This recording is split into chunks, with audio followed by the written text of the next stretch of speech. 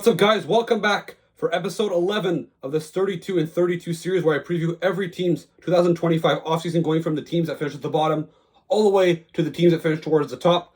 Last episode I did was on the New York Islanders, and today's episode is on their state rival, the New York Rangers. So the New York Rangers, after going through, a few years of a rebuild under Jeff Gorton, well, they finally came out of it in 2022. Obviously, they did fire Gorton at the end of the last season because it didn't look like they had enough grit, and they ended up making it to the Eastern Conference Final. They lost to Tampa Bay Lightning in 6 games. The following year, they once again made the playoffs. They lost to the Devils in 7, and then the following year afterwards, they won the President's Trophy and lost once again the conference final, this time to the Florida Panthers. So there were high expectations in New York for the 2024-25 season. They were expecting to win the Stanley Cup potentially, and that's not exactly what happened. As after a solid start where they were, competing for the top seed in the Eastern Conference, they completely fell off in December, and they did almost make the playoffs. They made some weird decisions during the season. They tried to shake up the core. They traded away Jacob Trouba. They traded away Kaapo Kakko. They traded away Riley Smith. They brought in JT Miller. They traded away Ryan Lindgren. So all kinds of weird moves, and ultimately they ended up missing the playoffs, and now there's some huge question marks on what's next. It seems like Chris Drury wants to shake up the core, so I guess we're going to see, and this is exactly what I'm going to talk about in this video. The New York Rangers had an unacceptable season, finishing 22nd overall in the National Hockey League, 5th in the Metropolitan Division. Obviously, their GM, Chris Drury, as I said earlier, wants to make some big changes. Mike Sullivan was brought in to replace Peter Laviolette. Obviously, has a lot of experience, but we'll see on a new team that's going to have some big changes. 85 points this season, so not terrible. Once again, for a team that had Stanley Cup aspirations, that's unacceptable. Their goals for per game, 3.11, and which is 11th overall in the National Hockey League. 3.11 goals against per game, which is 19. So they had a goal differential of 0. Their power play, after finishing top 5 last year, 28th overall, so a big drop off this year. But their penalty kill, 11th overall, so they either they're very good or they're very bad. And then their expected goals percentage, however, 5-on-5 was very poor, 48.14, which is 25th overall in the National Hockey League, which kind of their advanced analytics last year weren't that great either, even when they went to the conference finals. So, they really fell off hard this year. When you look at their top scorers, Artemi Panarin, after getting 120 points last year, only had 89 points. It was still pretty good for a team that struggled to score. Mika Zibanejad also is starting to regress, only 20 goals, 62 points in 82 games. Adam Fox, 61 points in 74 games. Vincent Trocheck, 59 in 82. And Will Cooley finished 5th on the team and scoring 45 points in 82 games, which is still pretty good. Obviously, Lafreniere was also pretty disappointing this year for the Rangers, so it wasn't a very good year. Igor Shesterkin, 905 save percentage. The stats aren't that great, but again, the Rangers left him out to dry on most nights. And Jonathan Quick, 893 save percentage.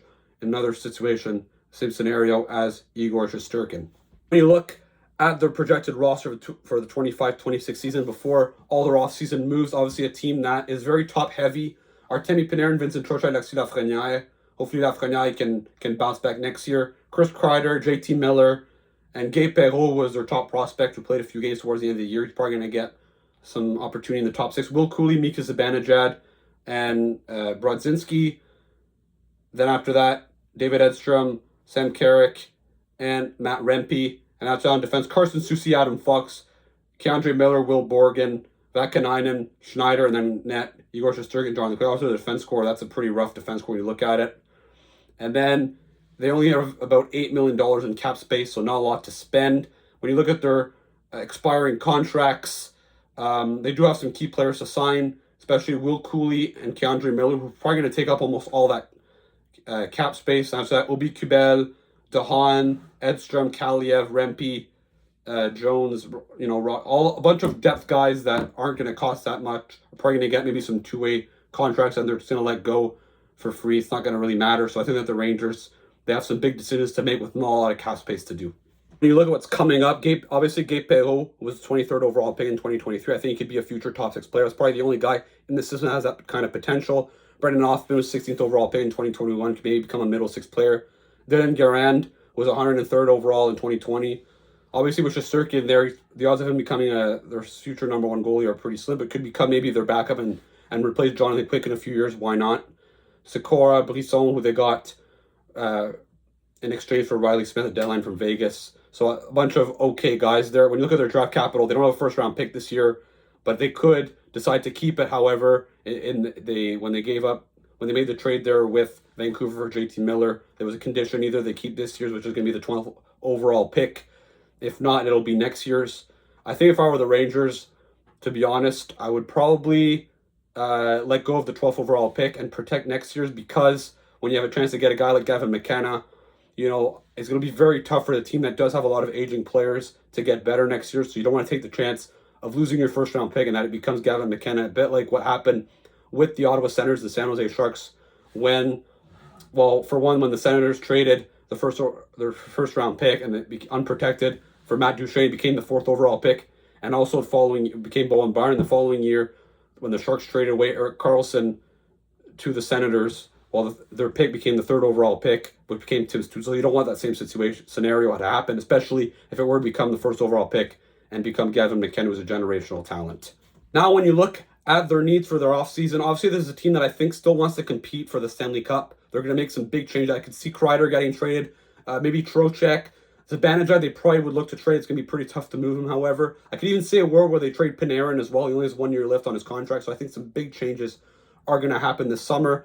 But if they want to improve their team, they're going to need some help on the defense core, because aside from Adam Fox, that's a very, very weak defense core. Then you're going to have to have, honestly, objectively two top 4 defensemen. I think to add some young players, some guys that bring some speed, some energy, some character. This is a team that I think is pretty soft. It showed last year against Florida in the conference final. They just don't have the grit and enough drive to be able to go all the way. And some more depth, obviously. Very top heavy up front, but doesn't have a lot of depth once you get to the 3rd and 4th line. So I think that's going to be a priority.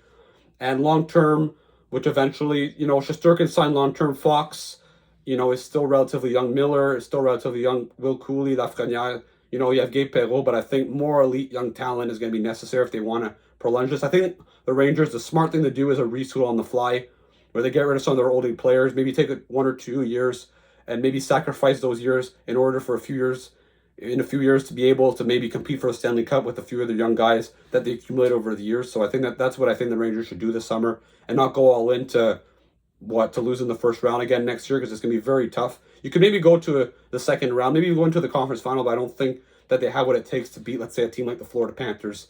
If they were to go to the conference final, I just don't think that team is good enough, even with Shesterkin playing at the top of his game. All right, so that puts an end to this video. Let me know in the comments, what should the New York Rangers do next? Should they go all in? Should they start maybe selling? Which veterans should they trade? Panarin, Zibanejad, Kreider, Trocheck. Should they even trade maybe Lafreniere as well, considering he's also getting a pretty expensive contract? Let me know in the comments. Don't forget to check out some of my previous videos and the ones that are going to be coming out in the coming days and coming weeks. Don't forget to like and subscribe, and I'll see you again for another video.